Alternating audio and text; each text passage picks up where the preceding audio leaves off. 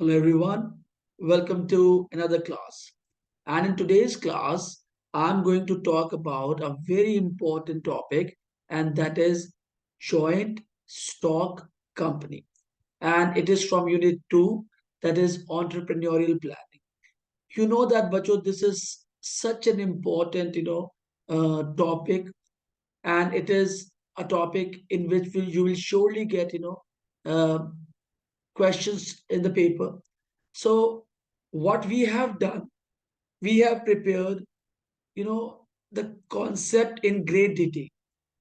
और जितने बच्चे हैं जिनको अभी तक जॉइंट स्टॉक कंपनी समझ में नहीं आया है, हमने उनके लिए बहुत सारे रेफरेंस पॉइंट्स दिए हैं आज की क्लास में.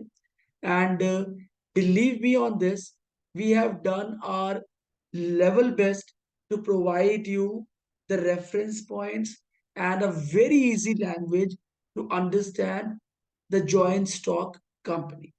So, without much ado, let's start today's class. और एक मेरे को थोड़ा सोर थ्रोट है, तो please bear with me.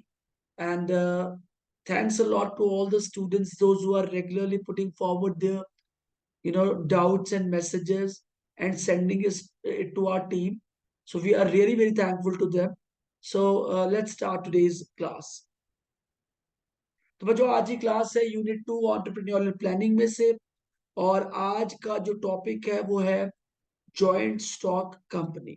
So without much ado, let's start. तो बच्चों, आज की क्लास में हम ये 5 इंपॉर्टेंट पॉइंट्स को डिस्कस करेंगे. पहला है, once illegal today, legally most desirable. Second, let's understand the term joint stock with utmost clarity. Joint stock, ऐसा स्टॉक जो ज्वाइन करके बनाया गया हो या दो स्टॉक्स को ज्वाइन किया गया, जॉइंट स्टॉक. ओके, सो इस पर मैं आपको बहुत क्लैरिटी दूंगा बच्चों. डेफिनेशंस हैं, वेल नोन, इंपॉर्टेंट इंफॉर्मेशन है, और कैरेक्टरिस्टिक्स ऑफ अ कंपनी है. तो ये 5 पॉइंट्स में आज मैं एश्योर करता हूं हर उस बच्चे को जो जॉइंट स्टॉक कंपनी को क्लियरली समझना चाहता है, he is going to understand. So let's start. तो पहला पॉइंट है बच्चों, once illegal today legally most desirable.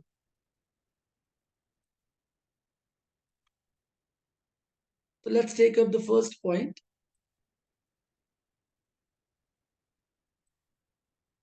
Joint stock company organization was started first in Italy in the 13th century. Now, this is an important information. In Italy,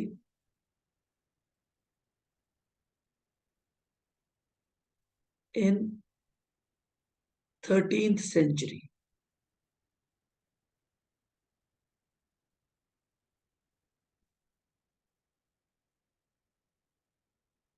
अब बच्चों, मैंने क्यों इस point को हाईलाइट किया है, आपको इसमें से ना ऑब्जेक्टिव टाइप क्वेश्चन आ सकता है, तो इसलिए मैंने इसको हाईलाइट किया है. जो जॉइंट स्टॉक कंपनी ऑर्गेनाइजेशन है, ये पहली बार स्टार्ट की गई थी 13th century इटली के अंदर. During 17th and 18th century, joint stock companies were formed in England under the Royal Charter और Acts of Parliament. और बच्चों, 17वीं और 18वीं शताब्दी के अंदर जो जॉइंट स्टॉक कंपनीज थी, मैं लिख देता हूं यहाँ पे, 17th and 18th century में जो जॉइंट स्टॉक कंपनीज थी, उन्हें फॉर्म किया गया इंग्लैंड के अंदर. और किस चीज के under? Royal charters, licences, permission के अंदर और एक्ट्स ऑफ पार्लियामेंट के अंदर. और बच्चों, मैं इसको एक रेफरेंस पॉइंट मानता हूं कि जो बच्चा 12th ग्रेड में जॉइंट स्टॉक कंपनी पढ़ रहा है, तो उसको थोड़ा आइडिया होना चाहिए कि रॉयल चार्टर्स और एक्ट ऑफ पार्लियामेंट क्या है. तो नेक्स्ट स्लाइड में मैंने आपको इस पर एक रेफरेंस पॉइंट दिया है, so that you can understand more clear. अच्छा, अब हम चलते सेकंड पॉइंट की तरफ. The joint stock company form of organization got a great setback when the Bubbles Act of 1720 declared promotion of companies as illegal by the England's parliament.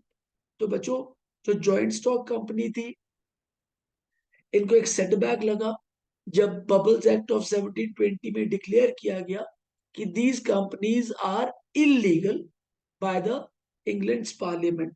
तो बच्चों, मैंने आपको इस पर भी रेफरेंस पॉइंट दिया है नेक्स्ट स्लाइड के ऊपर। रॉयल चार्टर और acts of parliament plus bubbles act of 1720, आपको पता होना चाहिए क्या एक्ट्स थे। अच्छा, अब चलते हैं थर्ड पॉइंट की तरफ। It was much later in 1844 that the company form regained status after passage of the Joint Stock Companies Act in 1844 and limited liability granted in 1855। तो बच्चों, बहुत देर के बाद 1844 में इन कंपनी को एक स्टेटस मिला जहां जॉइंट स्टॉक कंपनीज एक्ट बनाया गया 1844 में और लिमिटेड लाइबिलिटी ग्रांट कर दी गई। अब बहुत सारे बच्चों को नहीं पता होगा कि लिमिटेड लाइबिलिटी ग्रांट क्यों इतनी देर में की गई। वो नेक्स्ट पॉइंट में मैंने आपको क्लियर किया है। The first companies act was passed in India in 1850 and the principle limited liability was introduced only in 1857। तो बच्चों, जो पहला कंपनीज एक्ट था हमारी कंट्री में वो पास किया गया 1850 में, पर the principle limited liability was introduced in 1857।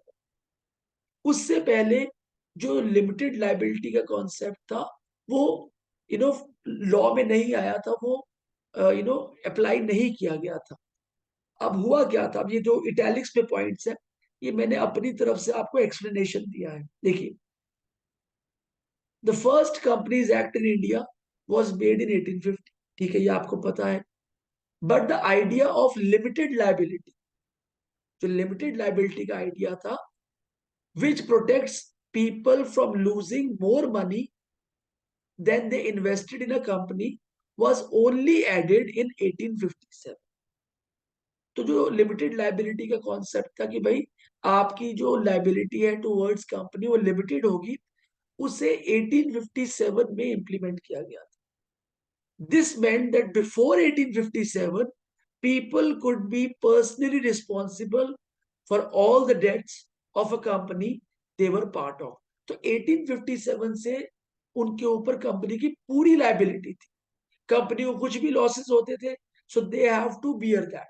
But later on in 1857 it has been implemented कि भैया लोगों की उतनी लाइबिलिटी हो जितना उनके पास उसका शेयर है कंपनी, लिमिटेड लाइबिलिटी होनी चाहिए। तो एक्ट पास हो गया 1850 में, बट लिमिटेड लाइबिलिटी का कॉन्सेप्ट आया 1857। तो this you need to concentrate on, इस पर क्वेश्चन भी बन जाता है कई बार। तो वेरी वेरी इंपॉर्टेंट, मैं इसको वीआईपी पॉइंट कहता हूँ, वेरी इंपॉर्टेंट पॉइंट, और इस पर अलग से एक्सप्लेनेशन आपको दिया गया है। उसके बाद much later in 1956 a comprehensive bill was passed and any firm incorporated under this act was started to be referred as a company। तो कोई भी कंपनी इस एक्ट के अंडर फॉर्म हुए तो उसको स्टेटस दे दिया जाता था कंपनी का।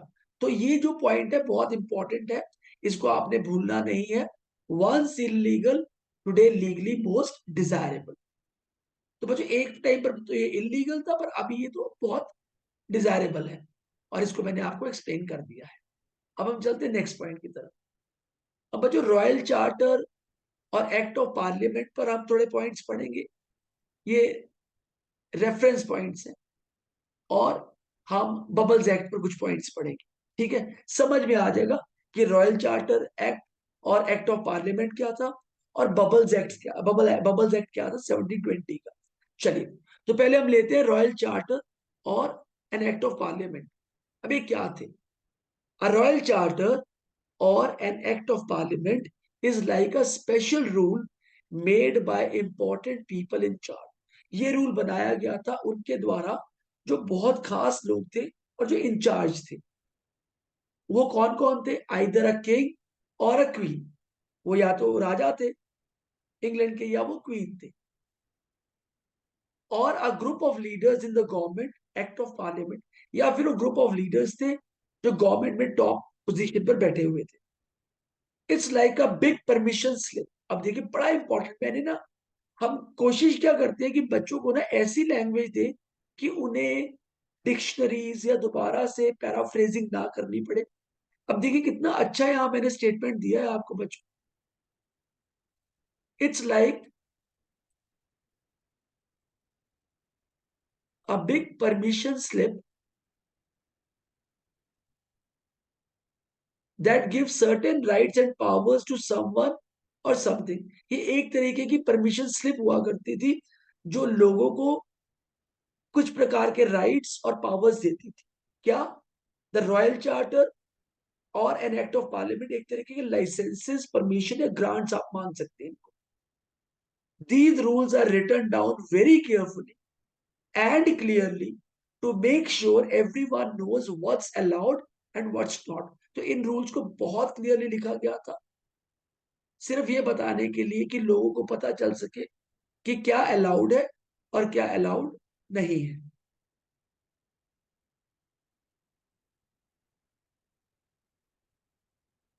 These rules are written very carefully and clearly to make sure that everyone knows what's allowed and what's not. It is a bit like making the rules of a game, but for important things in the country, and if they need to change or stop, there's a special way to do that too. तो ये rules, game के rules बना दिए गए थे और इनको रोका भी जा सकता था। इनको इस प्रकार से निर्धारित किया गया था कि जो भी बिजनेस में आ रहे हैं उन्हें पता हो कि what is allowed and what is not allowed. ये एक तरीके की परमिशन स्लिप थी। क्या? Act of the royal charter और एक्ट ऑफ पार्लियामेंट। और इसे किसने फॉर्म किया था?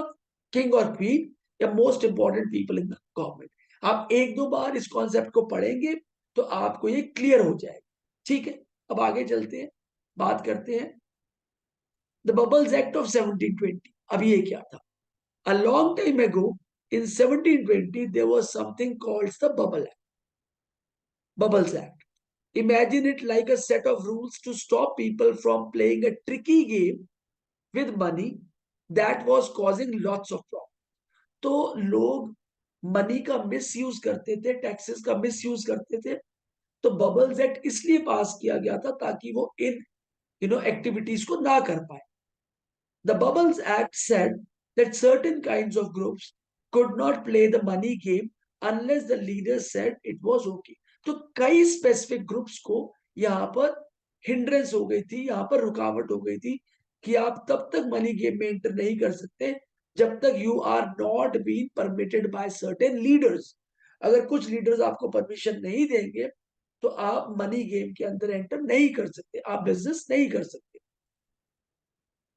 It was a bit like saying, hey, you cannot just start a money game without asking first. आपको पहले पूछना पड़ेगा और फिर आपको इसे स्टार्ट करना पड़ेगा। The leaders wanted to make sure everyone played fair. Leaders चाहते थे कि हर गेम हर कोई ना फेयरली प्ले करे, कुछ उसमें ना आ, आ, कुछ ट्रिक्स ना यूज हो। अच्छा, and that people did not get hurt by tricky money games. Later on, they changed the rules because they realized it was a bit too strict. But back then, it was their way of making things better in the money world. तो ये बाद में से alter कर दिया गया था। उन्होंने कहा कि ये थोड़ा ज्यादा स्ट्रिक्ट हो गया है कि मनी में गेम में एंटर करने से पहले आपको परमिशन लेना पड़ेगा। उन्होंने इसको बाद में चेंज भी कर दिया, पर इसका बेसिक पर्पस ये था कि the things will work better in the money world. तो बच्चों ये दो एग्जांपल्स है, रेफरेंस पॉइंट्स है। आप जब भी मेरी क्लासेस में आएंगे, जो भी टफ पॉइंट्स हैं उन पर हम आपको एक्सप्लेनेटरी पॉइंट्स देंगे ताकि आप एग्जामिनेशन में अच्छा लिख सकें। ठीक है, ये आज का हो गया पहला रेफरेंस पॉइंट। काफी सारे और पॉइंट्स भी हैं आज की क्लास में, ठीक है। अब चलते हैं नेक्स्ट स्लाइड की तरफ। Let's understand the term joint stock with utmost clarity. अब बच्चों मैंने पूरी कोशिश करी है आपको जॉइंट स्टॉक को साधारण भाषा में सिंपल तरीके से समझाने की, ताकि एग्जामिनेशन में वो जो आप कहते हैं ना कि आंसर समझ समझ के लिखो, तो आपको इतना समझ में आ जाए, चाहे आप 5-6 लाइंस एक्स्ट्रा भी लिख दे, तो it is going to speak for your knowledge. तो ऐसा ना लगे कि आपने यहां वहां से लिख दिया है, ठीक है। अब पहले पॉइंट पर बात करते हैं। A joint stock company is a type of business organization where people invest money by buying shares in the company. बच्चों जॉइंट स्टॉक कंपनी एक ऐसे टाइप की बिजनेस ऑर्गेनाइजेशन है जहां पर लोग पैसा इन्वेस्ट करते हैं और उस पैसे से शेयर्स खरीदते हैं इन द कंपनी। तो शेयर्स का मतलब हो गया पीसेस ऑफ ओनरशिप। तो आपने कंपनी में पैसा इन्वेस्ट किया और उसके बेसिस पे आपने उतनी कंपनी में ओनरशिप खरीदी। अब सेकंड पॉइंट लेते हैं। The ownership is divided into shares. जो कंपनीज होती है उसकी ओनरशिप शेयर्स में डिवाइड की जाती है, पार्ट्स में। शेयर का मतलब पार्ट, छोटा छोटा share, parts. And each share holder owns a part of the company proportionate to the number of shares they hold। और जितना आप शेयर्स कंपनी के खरीदेंगे उतना ही कंपनी का पार्ट आप होल्ड कर लेंगे। The share holder share the profits and losses of the company.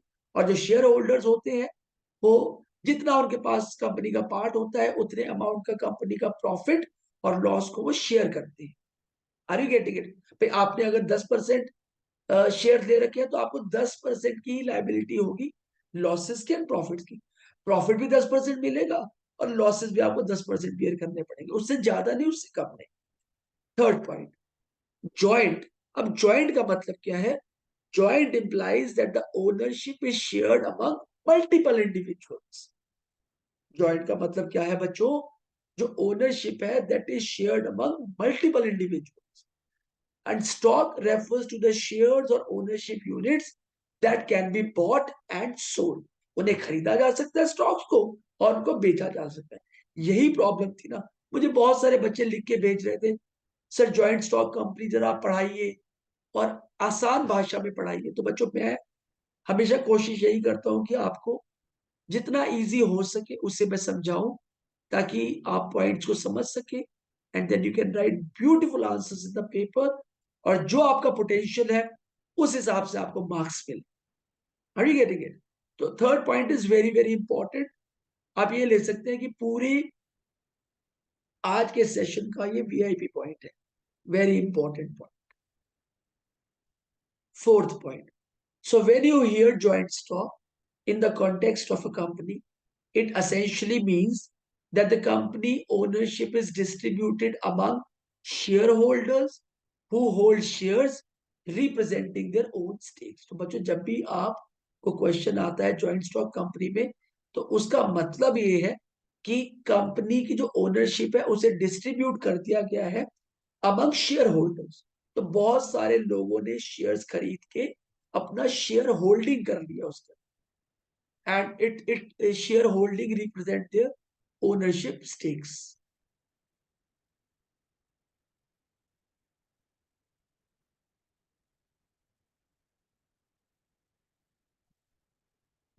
Next is fifth point, each individual share holder has a portion of ownership in the company and they may benefit from its profit और incur losses proportionally to their share holdings. तो बच्चों जितना आपके पास share है company का उसके accordingly आपको profit मिल जाता है और उसी के अकॉर्डिंगली आपको लॉसेस हो जाते हैं। The joint stock structure is commonly associated with joint stock companies और कॉर्पोरेशन। तो मेरी बच्चों बात मानिए, आप इस स्लाइड को एक दो बार पढ़ेंगे, अपने डाउट्स हमें भेजेंगे, तो आपको जॉइंट स्टॉक कंपनी समझ में भी आ जाएगी और आप अपने साथी विद्यार्थियों को, बच्चों को समझा भी सकेंगे। Are you getting it? और that is what is the purpose of Mebrix India solution. हमें कई बार बच्चों के मैसेजेस आते हैं कि सर आप और क्लासेस भी पढ़ाइए, और सब्जेक्ट्स की क्लासेस भी लीजिए। बच्चों हम जल्दी स्टार्ट करेंगे, पर उसके लिए भी we need some to do some budgeting as well for our team, and then we'll surely start with other subjects. But yes, it is in the pipeline and soon we are going to start. अब मैं आपको example देता हूं joint stock company से और easy कर रहा हूं। For example let's say you start a joint stock company called ABC visits. You decide to divide ownership into 100 shares, और आपने कंपनी की ओनरशिप को डिवाइड कर दिया 100 शेयर्स के अंदर। If someone buys 10 shares, they own 10% of the company.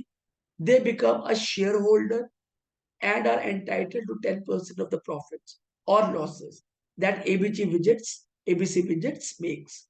ये clear है आपको? सिंपल है, इसको एक्सप्लेन करने की जरूरत नहीं है।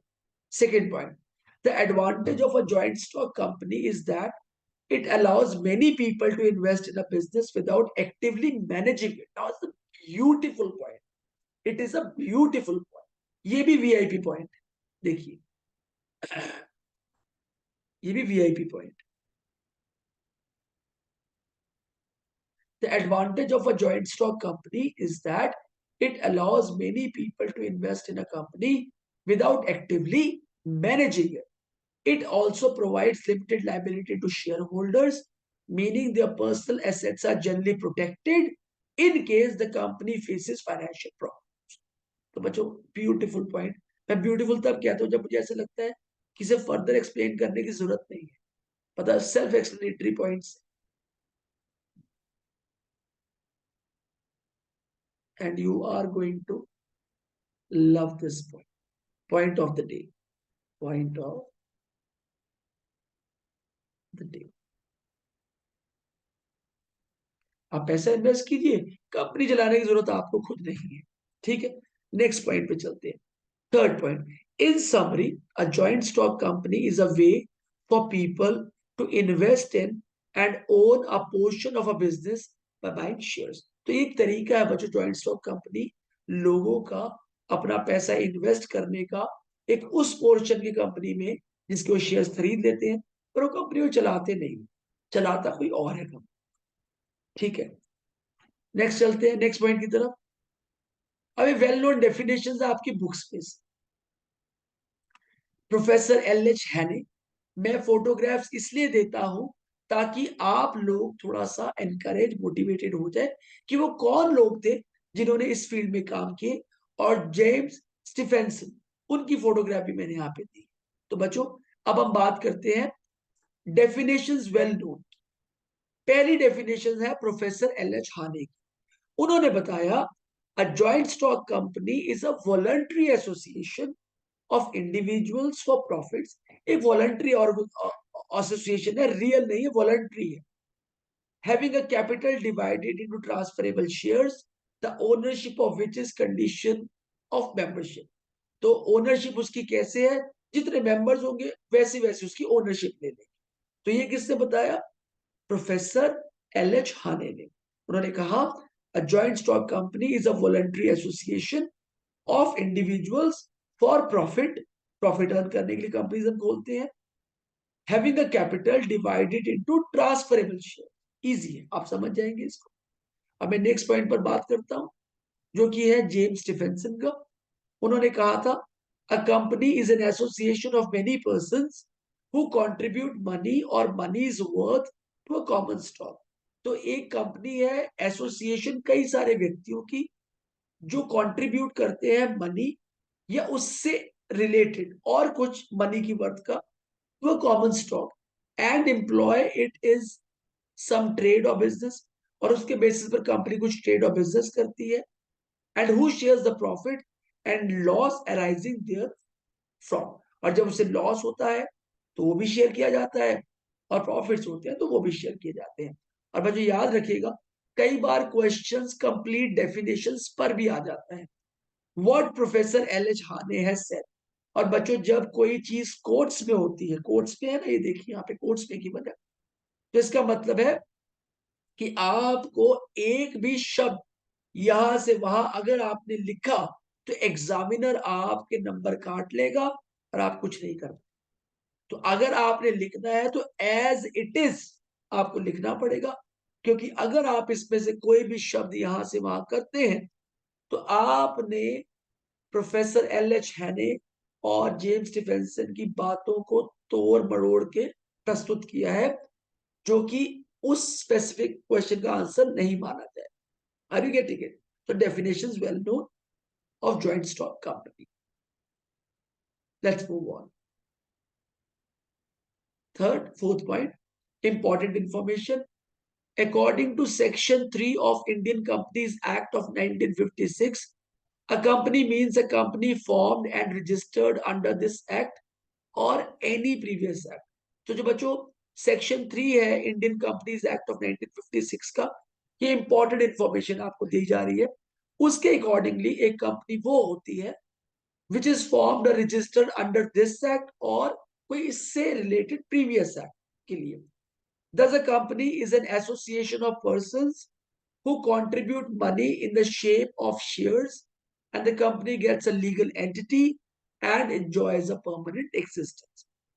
So, bachcho, it's an important information and it is created for your sake only. Let's move on to point number fifth. Characteristics of a company. ये बहुत ही मैंने डिटेल में पॉइंट्स बनाए हैं इसके पॉइंटर्स, और दो तीन रेफरेंस पॉइंट्स भी दिए हैं इसके अंदर आप, in order to create ease for my students.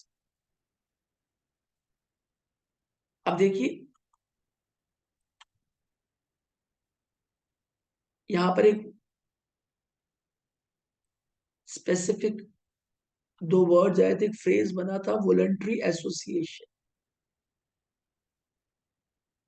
इसका जवाब मैंने आगे आपको दिया है बच्चों।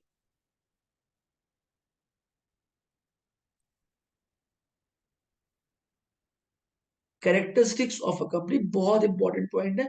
मैं पूरे इस पॉइंट को, पॉइंट नंबर 5 को ही वीआईपी पॉइंट कह रहा हूं। इसमें तो क्वेश्चन 100% आएगा, 100% you will have a question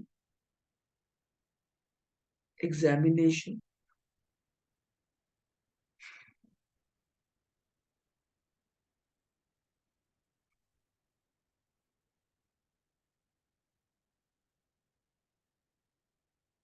पहला पॉइंट ले लेते हैं बच्चों, वॉलंटरी एसोसिएशन। इसका मतलब क्या है? अ company is not form by just one person. एक व्यक्ति के द्वारा कंपनी नहीं फॉर्म की जा सकती। At least two people need to come together on their own to start a private company. For a public company there should be minimum of 7 people। तो बच्चों बहुत बहुत बहुत important point.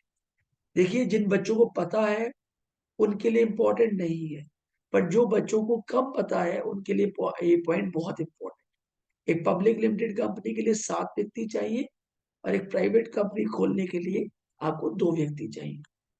Artificial person. Characteristic है company. A company is made by the law. Law के द्वारा से form किया जाता है। Even though it does not have a body और फीलिंग्स। इसकी कोई बॉडी तो है नहीं और फीलिंग्स भी नहीं है। It is treated like a person. It can buy, sell, own things, things को अपना सकती है, and take legal actions just like a person. This is why it's called an artificial person. Separate legal entity. A company is a separate from the people who own it. बहुत important point है, मैं इसको VIP point कह रहा हूं, very important point. और ऊपर वाला भी, a company is separate from the people who own it। एक कंपनी सेपरेट मानी जाती है उन लोगों के द्वारा जो इसे ओन करते हैं। This means the company is responsible for its own actions and the owners are not personally responsible for what the company does। तो बच्चों इसको समझने के लिए मैंने इस पर आपको रेफरेंस पॉइंट्स दिए हैं, एक्सप्लेन और किया है। This means that the company is responsible for its own actions and the owners are not personally responsible। कोई भी गाज गिरेगी तो कंपनी पे गिरेगी, ओनर्स पे नहीं गिरेगी। तो ये आपको समझना है. Common seal, since the company is not a real person, it can sign documents like a person does. So it uses a common seal with its name on it. When this seal is put on papers, it's like a person signing them, making them official for the company. So company owns a common seal. अब देखिए बच्चों, मैंने यहाँ पे reference point दिया है artificial person. How company is N artificial person. Buying and selling. Sunshine Toys can buy materials to make toys and sell those toys to people. Just like you might buy toys with your own money, Sunshine Toys use its money to do the same. Owing thing, Sunshine Toys can own a building where it makes the toys, even though it does not have hands. It can own stuff just like you might own a toy without it having hands. तो ये आपकी तरह चीजें खरीद सकती है, बेच सकती है, चीजों को ओन कर सकती है. Taking legal actions. If someone copied Sunshine Toys special toy design, Sunshine Toys can take them to pretend court. तो उन्हें वो कोर्ट में स्यू कर सकते हैं. It can sue others or to be sued. ये स्यू कर सकती है, किसी पर लीगल केस डाल सकती है, इन पर भी लीगल केस डाला जा सकता है. Which means it can take legal action like a person. So even though Sunshine Toy isn't a real person with a body, feelings or hands, it can do the things that people do. This is why we call it an artificial person. It's like a make-believe person created by rules and laws to run a business. So बच्चों यहाँ पर reference point दिया है मैंने artificial person पे. Separate legal entity पर भी एक रेफरेंस पॉइंट है. ये देखिए नेक्स्ट एग्जांपल है separate legal entity. Let's imagine a scenario where you own shares in the company. Let's call it ABC Electronics. As a shareholder, you own a part of the company, but the company is considered a separate legal identity. आप as a shareholder, आपके पास company के shares हैं, but company एक separate legal entity है. तो आपको समझना पड़ेगा कि वो सेपरेट लीगल एंटिटी है, तो उसका क्या पर्सपेक्टिव है. Now suppose ABC Electronic manufactures and sell electronic devices. वो कंपनी इलेक्ट्रॉनिक्स मैन्युफैक्चर करती है, डिवाइसेस बनाती है, इलेक्ट्रॉनिक सेल करती है. One day, due to a manufacturing defect, some of its products malfunction, causing damage to customers' properties. In this situation, कैसे वो legal entity का पर्सपेक्टिव सामने आएगा. The company ABC Electronics is responsible for the faulty products and resulting damages. व्यक्ति नहीं, company responsible होगी. As a shareholder, you are not personally responsible for the defect or any harm caused by the products. So as shareholders, आपकी कोई responsibility नहीं बनती. Your personal assets like your house or car are protected. The company debts and liabilities are its own and they do not directly affect your personal finances. So the concept of separate legal identity ensures that the actions and liabilities of the company are distinct from those of its owners. तो जो company की liabilities है वो अलग है और जो company की ओनरशिप है वो अलग है. लाइबिलिटी सारी कंपनी की है और ओनरशिप शेयर होल्डर्स की है. The responsibility for the defective products and any legal consequences falls on the company itself, shielding the personal assets of individual and shareholders. So मुझे last point भी VIP point है, very important. तो अब चलते हैं next point की तरफ, जहां पर हम बात करेंगे limited liability, transferability of shares and diffusion of ownership and management. Fifth point है, ये बच्चों बताया तो आपको पहले मैंने यहाँ पे 4 पॉइंट्स लिए थे, 2 रेफरेंस पॉइंट्स लिए थे और इसके बाद फिफ्थ पॉइंट है limited liability. The owners of a company are not fully responsible for the company's debts. They are only responsible for shares they own और the guarantee that they have given. तो बच्चों, वो company के dates के लिए responsible नहीं है, वो अपने शेयर्स के लिए रिस्पॉन्सिबल। जितने परसेंटेज ऑफ शेयर्स उनके पास थे, उनकी रिस्पॉन्सिबिलिटी बस उतनी ही है। Transferability of shares, share holders can sell their shares to others subject to some rules. Private companies may have some restrictions on selling shares. तो बच्चों, शेयर होल्डर्स अपने शेयर्स बेच सकते हैं, पर सर्टेन कंपनीज में रिस्ट्रिक्शंस रख दी जाती है कि आप शेयर्स नहीं बेच सकते। ट्रांसफरेबिलिटी ऑफ शेयर्स होती है। Diffusion of ownership and management, ये सारे कैरेक्टरिस्टिक्स बता रहा हूं एक कंपनी के आपको। In a company the owners may not be the same as the people managing it. तो बच्चों, ओनर्स कोई हो सकते हैं और जो लोग उसे मैनेज कर रहे हैं वो कोई और हो सकते हैं। Share holders who can be scattered across the country give the right to directors to run the company. तो जो कंपनी है उसे चलाते हैं, company is run by directors owned by share holders.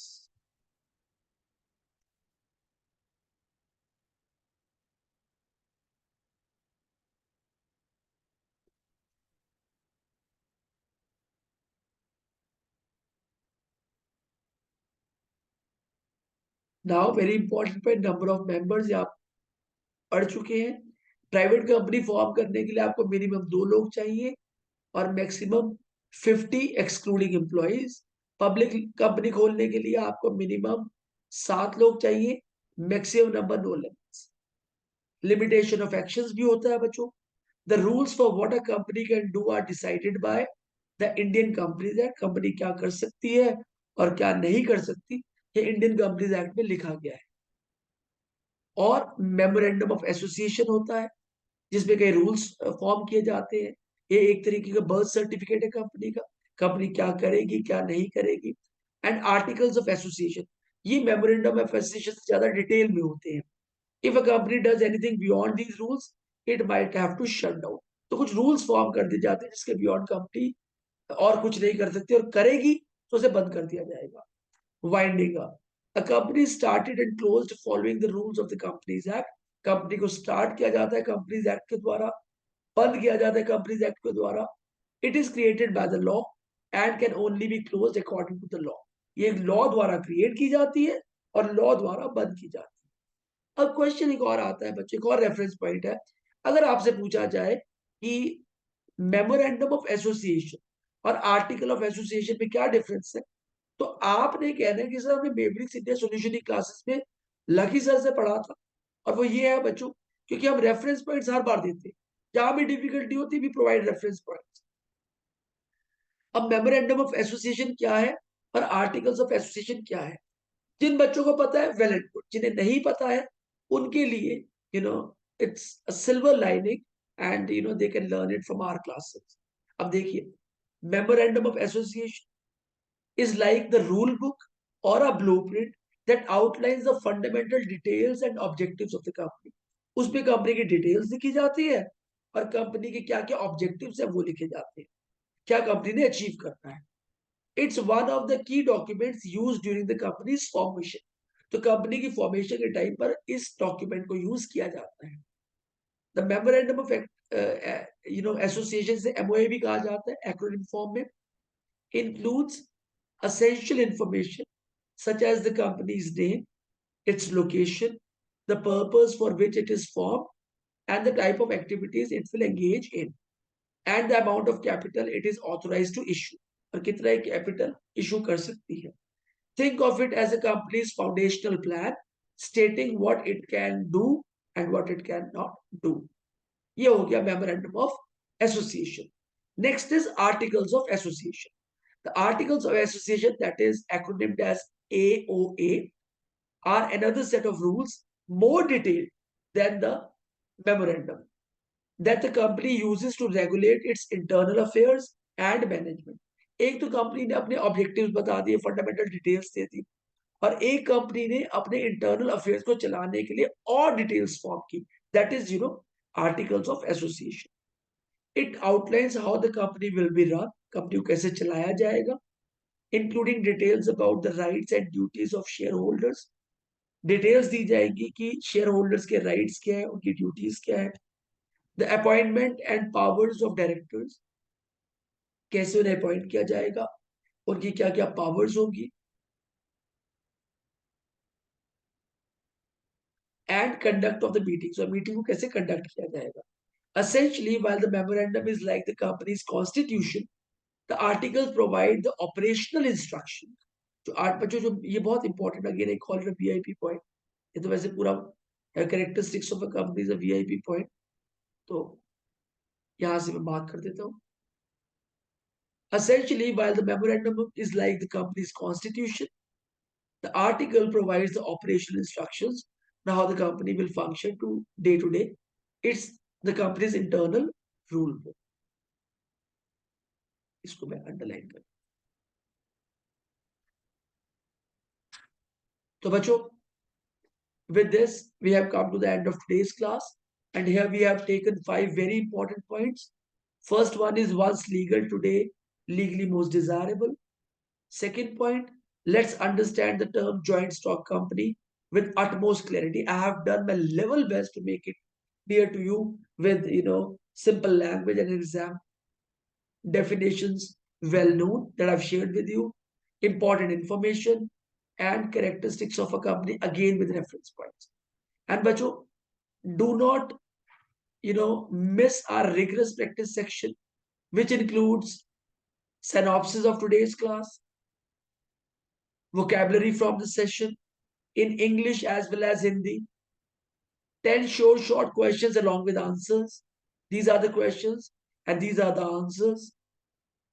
Top 10 objective type questions along with answers from today's session. 1, 2, 3, 4, 5, 6, 7, 8, 9, and 10 along with answers. And above all, true and false from the session with their answers. So, thank you very much. For regularly, first of all, attending all our classes. मुझे बहुत अच्छा review मिल रहा है.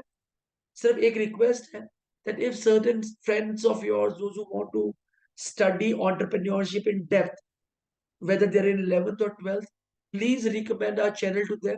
It's a channel which provides regular classes free of cost without charging a single penny from the students, and never ever will, never ever will. So बच्चों, thank you very much. और आप चाहें तो ये वाला जो लिंक है, इस लिंक को आप यूज कर सकते हैं. मेरे एक और चैनल है, उसको आप सब्सक्राइब करने के लिए. उसके अंदर we talk about so many things. We talk about encouragement, we talk about motivation, we talk about communication skills, various sort of information we share in that channel. So bachcho, bye bye for now. Take care, keep learning, keep evolving, keep becoming better. And always remember our company's name, Mavericks India Solution. With Mavericks India, you'll always gain. So bye bye for now. God bless you all. Meet you next time with another class. Thank you very much for staying with me till here.